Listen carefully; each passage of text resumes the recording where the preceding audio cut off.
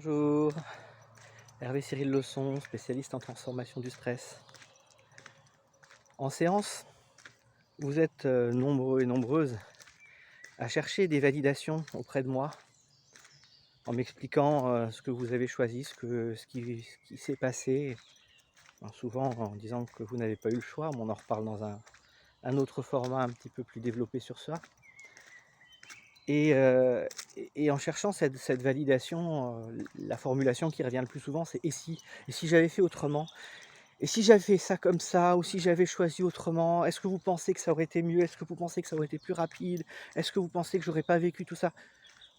Ouh, calmez-vous!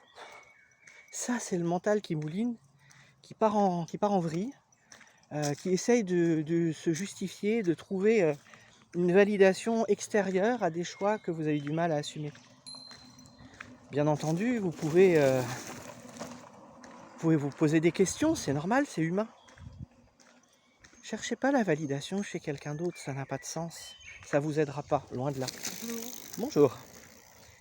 Ce qui est important, c'est voilà, ok, j'ai fait ce choix.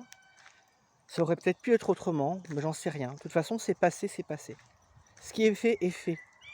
À quoi ça sert de se prendre la tête, de revenir dessus et de vivre dans la culpabilité, dans les regrets et tout ce qui s'ensuit?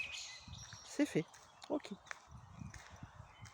Et si vous voulez vraiment utiliser des « et si », justement, utilisez des « et si » positifs. Et si maintenant je faisais le choix d'assumer?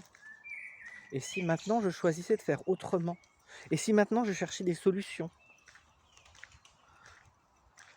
Voilà, tout simplement. J'ai fait, je crois, aussi déjà un vidéo sur les « et si » positifs.